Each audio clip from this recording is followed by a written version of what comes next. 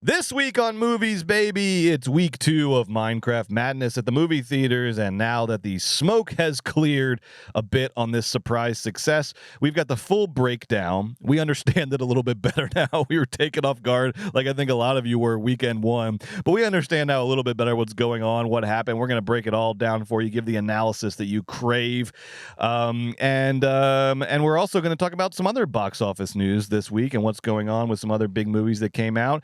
And on that note, Carson, will you please show me the money? And by the money, I mean the weekend box office returns. There they are. Holy shit. Oh my God. Holy shit. It won't stop. Oh my God. It won't stop. A lot of money a lot of money across the board. People going nice to the little movies. weekend at the box office. Number one, though, Brett, let's just say it. Domestically, a Minecraft movie is the winner with $80 million. In its second weekend. Gross. In its second weekend. That beats its first weekend projections in its second weekend. Yeah. That's essentially what Captain America Brave New World made its first weekend. Exactly. This year's first Marvel movie. And that was like a big, like, oh, that was pretty good. Yeah. Not really. So $281 million domestic so far. Worldwide Minecraft. is 550. It's up to 550 million worldwide, so it's doing well internationally too. That's the biggest American movie of the year by far. It ain't going to catch NASA 2, but nothing will this year.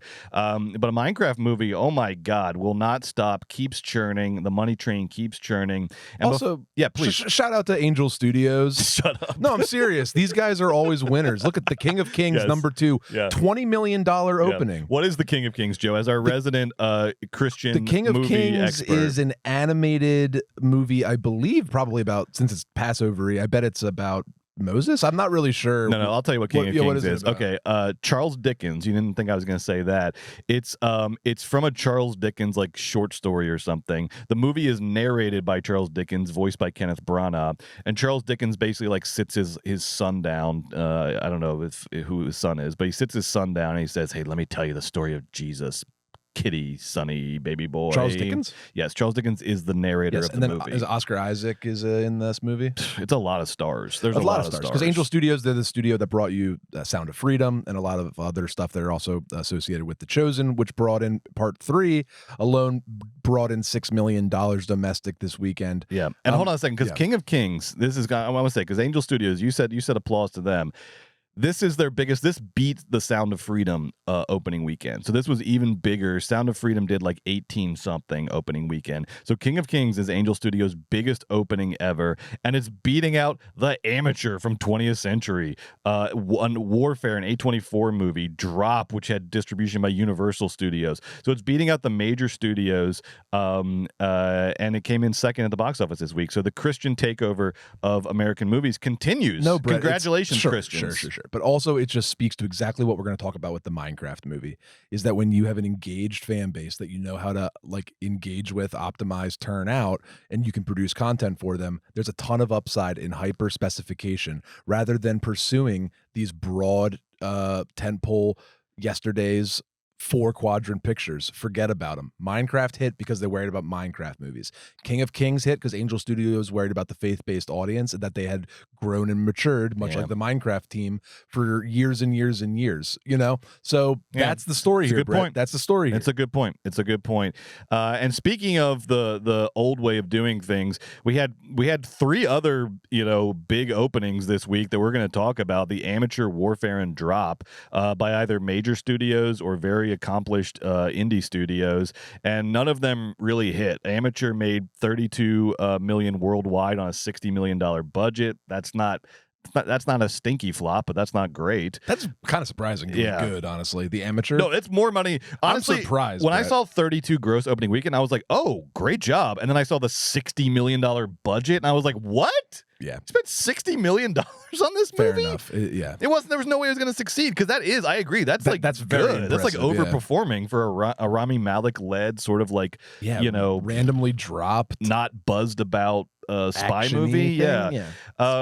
Warfare made 8.3 million domestic. It didn't have an international release. That's good. But again, $20 million budget. I didn't really think. Really? Yeah, I know. I was like, I like watching it. That. I was like, that's got to be that's like 10 or less. Way to go. No, $20 million that's budget. okay. That's a good opening for that. So ironically, though, the third performing out of these three drop, Blumhouse thriller distributed by Universal, did the best relative to its budget. It got $10 million worldwide on an $11 million budget. Thank you, Blumhouse. That's a budget. They know how to do things over there, but at least budget-wise. We'll talk about the movie later.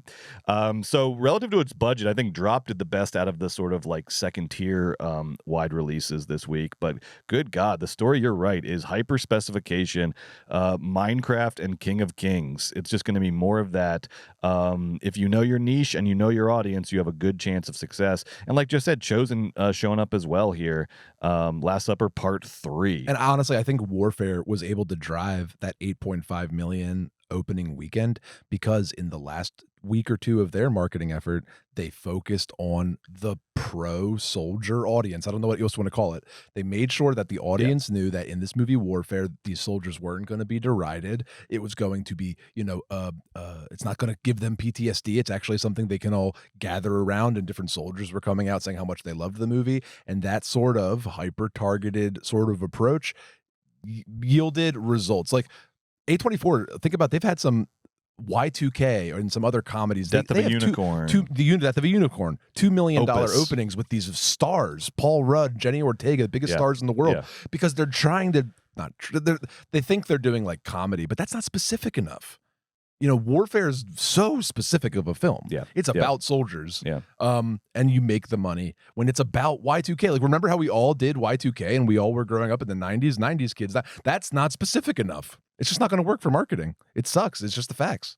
And what do you think? I mean, that's kind of true. I think it's an excellent point, and the movie that best exemplifies this point of the hyper specification of ironically, you have to get more specific and more niche to get a bigger audience nowadays. And the movie that best exemplifies that is the one we're going to talk about now, which is a Minecraft movie. Oh my God, this thing turned around the entire 2025 box office. What a dismal year for the box office until Jack Black and his chicken jockey showed up.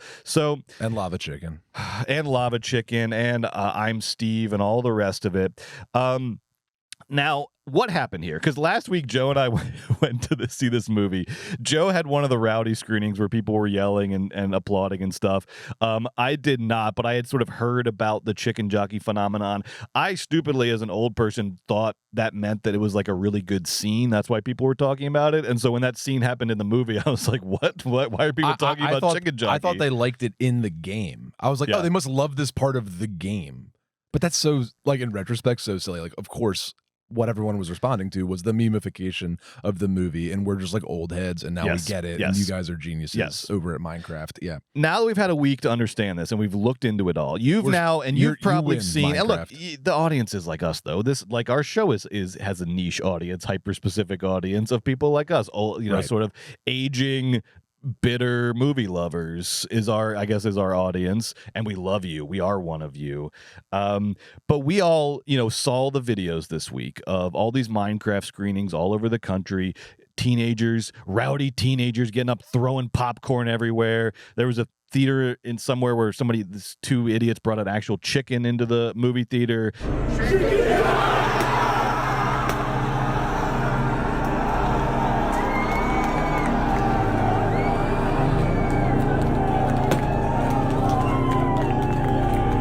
And they're wearing the Minecraft mask, and they stand up with the chicken, and they're going crazy, and they're treating it like Rocky Horror Picture Show, and theaters are threatening to call the police on these kids for throwing popcorn. And calling them. Yeah, and actually calling them. And then there was one theater in New Jersey that would not allow teenagers to come into a Minecraft movie if they were not chaperoned by a parent. Good. So they were getting really crazy with this. Like Jack Black actually showed up to one of these screenings and told the audience in his very Jack Black way, like, we're not going to do any of that. Hey, guys, be cool, though. Be respectful. He's such a company man now. It's really funny. And God bless, he's making so much money for the movie industry. Jared Hess, the director, hilariously didn't get any media training because he came out and said, I love it. Throw more popcorn. So good for you, Jared. That he wants to rep. It's his cultural phenomenon. He's saying go forth. And you know what he said? It's just popcorn never hurt anybody. Popcorn never hurt anybody. Good point. Well, tell it to somebody that choked on popcorn. I'm sure there's a lot of people like that. What? People have died from choking on popcorn, surely, in the history of the kernels and everything. All right, Jared, so it's actually probably honestly apologize. Probably one of the Jared most choked on foods, I would assume. It's not really popcorn. so funny, is it? Now, Here's why all this happened, though, because last week Joe and I were just two old heads, just not understanding what the kids were doing. But we've done our research and we get it now. What is happening with the Minecraft movie, and the reason it was so successful is for two reasons. One, like Joe said last week, the biggest reason is it's the biggest biggest video game of all time. It's a hugely successful video game that has this very active current base of users, and they came out in droves to see the movie. So that is like the number one reason this was successful. The number two reason is that the trailer, ironically, was so bad. The initial trailer they came out with was so bad that people online started making fun of the trailer, started memeing the trailer, started taking bits out of the trailer and turning them into memes and laughing about them over and over online. And specifically, it's the things that have now become like the big sort of cultural touch points of the movie. Chicken Jockey, Jack Black saying, "I am Steve," all of these things. They were making fun of them. And so for months and months and months, they've been making fun of these things online. And that crowd came out in huge numbers opening weekend. They're the ones that turned it into Rocky Horror because it's this big joke of like, it is actually a pretty funny joke. It's like, hey, what if this like dumb movie with this dumb trailer, what if we all treated it like the biggest cultural event of the year? And it's something that we saw in 2022 with Minions Rise of Gru, the Gentle Minions meme, where this same group, 3 years ago, high school boys, all were dressing up in suits to go see the Minions movie.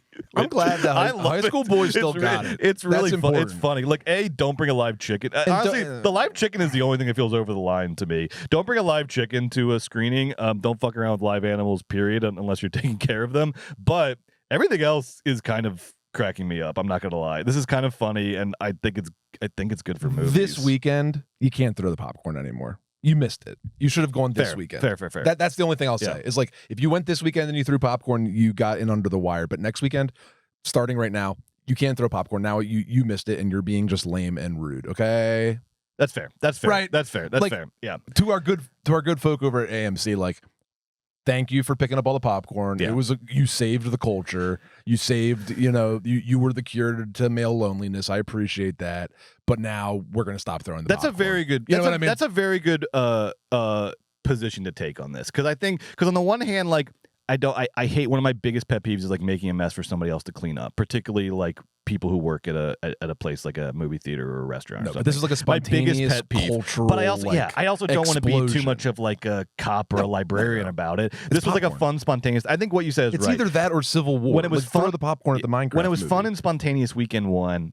Fine, have your fun, kids. You all bought. You honestly, these meme teenagers saved the box office. No, I'm not mad about They saved the movie industry for this year. Yeah, they saved all the AMC people's jobs, unfortunately. And I'm sorry that you had to pick up. If someone threw Coke up in the air, that's bad. That sucks. They're losers. Fuck them. That's bad. But for the first 2 weekends, I saw, when I was leaving one of the terrible movies we saw this weekend, I saw a hyped up team of like 9th, 10th graders. And they were so happy, man. It was all guys. They were obviously going to see Minecraft because they were so like happy and bouncing into the theater. And they all were like, ha ha ha. Like, this is great. I can't hate this. I can't hate this. Go forth. This is all we want. I love you guys. Yes. Have an amazing time at the movies. And here's the thing, AMC. I will make a promise to you. Any movie chain any movie chain within driving distance of me. I can't get too crazy with this. But if other people want to do this elsewhere in the country, that's fine.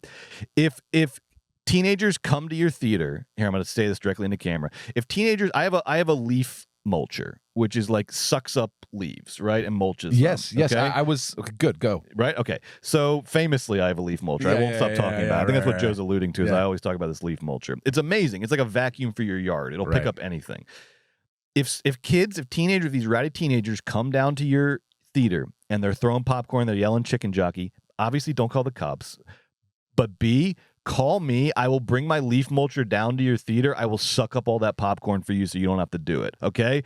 I will do that for you. I can only do this, let's say, like 5 times a week. All right? But if you do it 5 times a week. This is important, Joe. Much like one battle after another. We are talking. The theme of today's episode is crises in modern cinema, specifically around theatrical releases. One battle after another has to be a success, and I will come suck up popcorn at an AMC with my leaf mulcher because the success of Minecraft movie is important for the future of movies. It's important because what's happening is you listen to these kids talk about their experiences at this movie, these rowdy teenagers, and I was saying to you this before, they sound like Parisians in the early, like in the early 20th century, going to the train movie where the train's coming, where they're talking about movies like they've never heard of going to the movies before. They're like discovering that it's fun to go to the movies via this you insane. You can laugh with your friends. Yeah. They're like, and you're all together and you can like have fun. Beforehand, you can all like talk and and then afterwards you can all like go get pizza and you can get talk like about the soda movie and there's like Coke, there's like freestyle machines you can and stuff. Right.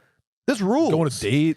So thanks to a Minecraft movie and this insane sort of meme thing, Gen Z is done. They're with us now. You're old Gen now. Z, guess what You're happened old. this weekend? Now you're us. Yeah, you're old You're now. old now. You were young yesterday, now you're old. So your bullshit's done. And welcome. We had bullshit. You had bullshit because you were young, but now you're right around Start 25. contributing to your 401k. Now you fucking stink. Now you won't get that money back. Now you're a loser. Now you're not interesting. Now you're just you're just like out of work. Now it's all about Gen Alpha. Now Gen Alpha has Gen Alpha. You had a chance to save the world and you failed, but it's okay. Whatever. We failed too. Everyone fails. But now Gen Alpha has a chance to save the world. They won't. And it's fine. The way they might do it is by going to the movies a lot. Go to a lot of movies. I agree. Bring the movies back. If we bring movie theaters back, it'll fix culture. Well, trust me, it'll fix everything. We're well on our way. Check out Warner Brothers. Well, speaking of Warner Brothers, here's my final question for you, Joe. Because of course, what happens when anytime a movie is successful, everyone suddenly comes out of the woodwork and wants credit for this thing. Everyone wants to be the one that made Minecraft movie successful. But my question for you is, who deserves credit? I know the answer for to a this Minecraft movie's success. Who gets credit for this? I've been thinking a lot about it, and really, honestly, it just boils down to one person. Okay. And that's Mary Parent at Ooh, Legendary. Deep cut and the correct answer. No, explain. So Legendary produced this with Warner Brothers. Legendary does a great job. Whenever Warner Brothers movie is with Legendary, it always does a version of good because Legendary's ultimately really, really good at marketing, essentially, is what it, they're good at making movies too, but they really care about and understand the power of marketing. And David Zaslav, the CEO of Warner Brothers, is famously stingy when it comes to marketing budgets. Case in point, Mickey 17, case in point, all the other ones. He doesn't want to spend on P&A. He doesn't want to do any of this. But Legendary and their infinite, I've been here before, Zaslav, you're a TV hack. They said Mary Parent in her contract for this film to be a producer, she's like, you have to commit right now before we even start to a marketing budget that will allow this movie to succeed. So, Mary, you get my first place for credit. Yeah. No, Joe's right. Because at the contract level, that's when that is not just like a moment to be done with and move on. Like you can solve so many problems right there, and Legendary did that. And then the number two person that I want to compliment is, okay, with that budget, there's still people over at Warner Brothers that know how to fucking spend a budget. Because their marketing team were the ones that cracked the code on this Minecraft movie. They leaned into the meme. They did test screenings at the studio, and the studio ended up cutting stuff to make it more for kids, more Minecraft focused, more just for the fans. And the hyper-targeted money that Mary Parent put in that contract was spent super well, super targeted. Brett and I probably didn't experience 80% of the marketing because it was all online, in the game, on the phone, driving people out. So my big ups to Legendary for understanding the importance of marketing, and big ups to the team over at Warner Brothers for using those dollars well. It bodes well for the other studio releases this year. So Warner Brothers still knows how to market, but they need a cattle prod stuck up their ass in order to spend the money to do it. And that's what Mary Parent accomplished. Now, the two people... Or another way to say it is, if you give them an appropriate marketing budget for the scale of the picture, they'll be able to effectively market it. If you just kneecap them, fire everybody, and don't give them any money to spend, your movies are going to suffer. Excellent point. Now, the two people that are most eager to grab credit for this thing and are trying to is, of course, Michael DeLuca and Pamela Abdy, our old friends Mike and Pam, who are running Warner Brothers, and who, the reports a couple weeks ago was that Zaslav was looking around for replacements. They were seemingly on their way out. And they might still be on their way out by the end of the year, depending on how things go. But for now, Minecraft movies save their jobs. And apparently they're referring to it in their circles and in industry circles as their first true greenlit picture at Warner Brothers, meaning the first picture they actually greenlit, which is not at all true. And they some internet sleuths actually dug up references where they had referred to Joker Folie à Deux as their first true green light picture. But you know what? People in Hollywood have amnesia. It's what did you do for me lately? And right now, Mike and Pam are sitting pretty because a Minecraft movie is bringing in more money than anything else has close to done this year. But now they've got Sinners, and now they've got One Battle After Another coming up, which are challenging pictures. But like we said, who knows? Now they got Warner Brothers has their swagger back a little bit, and they should do what they did on Minecraft, which is spend on marketing. Really get they've done that with Sinners, but get One Battle After Another out there. Get that freaking IMAX trailer playing across the country, because that thing is blowing minds and will turn butts out in seats come September. I cannot wait to see what you cook up for Minecraft Movie 2 or the Chicken Jockey spinoff or whatever we're doing. If they do a Chicken Jockey spinoff, these kids will burn the theaters down. I would put it in the production tomorrow. Yesterday. Tomorrow. I know I saw another report this week that was like, Warner Brothers now in initial talks for Minecraft sequel. I was like, initial talks? How are you not making it? Start making it. Start making it now. They're making it. They will. They will.